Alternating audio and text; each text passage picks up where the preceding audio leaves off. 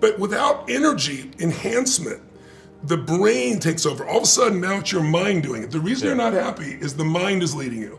Get in your head, you're dead. Yeah. Your heart is so big. And I'm not saying that to placate you, because I know we have mutual friends and they all rave about what a generous, incredible guy you are. But I don't see you feeling the level that you have. Yeah. And I can see part of it is energy. You can execute with your mind so well. You recognize, I'm sure, like I do, pattern systems. You know how to put them in place, get it done. But then there's not the emotional connection. You need a moonshot or two, and you need to get connected to the people and see and feel the impact in a new variety, because otherwise, it's the law of familiarity. Yeah. You get around anything enough, no matter how good it is, you start taking a little bit for granted. And that's just human nature, that's not you. So you have to wake it up and you gotta get associated. The other thing is, you don't have a kid, do you? No. I'm not trying to give you advice, but look, I have 5 kids and 5 grandkids. I adopted 3 kids. I was 24, I married a woman who was 12 years my senior. She'd been married twice before me with kids from each person. I didn't recognize the pattern, you know, but it was one of the best things that happened in my life, even though she wasn't right for me, and I don't think I was right for her, but I made that choice. I ended up with these kids. So I was 24 and had a 17-year-old son instantly, an 11-year-old, a 5-year-old, and the one on the way. I've been doing my thing, like you're doing, very successful. I want to change the world. Now I got to figure out all these kids in different stages of life.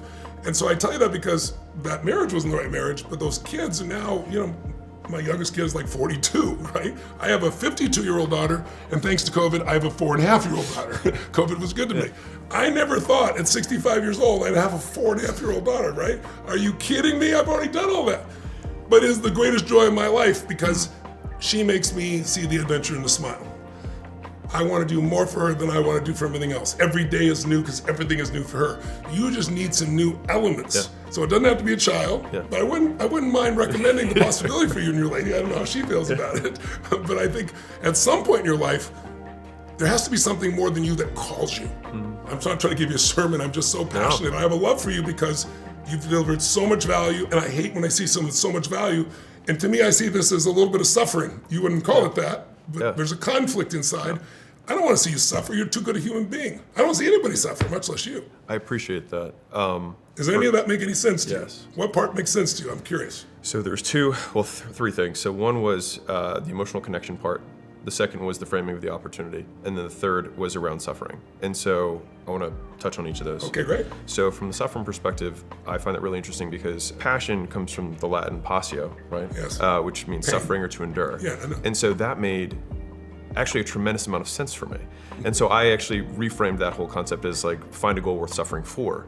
And so I've been very accepting of my suffering. And to your point, I actually don't have a lot of anxiety. That's actually not the issue that I deal with. I deal with the other opposite, the opposite extreme of not giving a fuck. Yeah.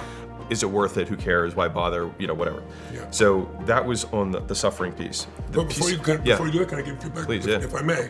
Again, I'm not pretending to have the answer for you, but I'm just accepting. giving my 2 cents because you're asking I'm me, open. right? Yeah, I'm because I open. want to see more of that smile that I see in you right now. Okay, I'm wide open. This is the real you right here, by the way.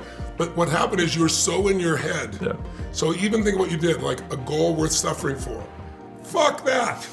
I mean, I don't have goals that I'm worth suffering for. No, don't get me wrong. Not every day is not like pure bliss. Yeah. And there's lots of things that I don't love to do that I need to do to succeed or I got to deal with. That's part of life. But pain is part of life. Suffering's an option. You've heard that phrase, but it's a fact. Yeah. It's not just a phrase. That's why you've heard that shit so more. But when you make it your goal to find a goal worth suffering for, you're going to suffer, right? And so it's in your language. I got my wish. And you got your wish. And what's happened is this part of you is so strong, brother. This part of you is too, but this is the lead right now. If you change the lead to here by that sense of connection and everything else and get the hell out of your head, because your brain is always going to reduce things. It's like your brain will never make you happy. That's the problem. Yeah. It won't even allow you to enjoy an apple. You go, is it organic?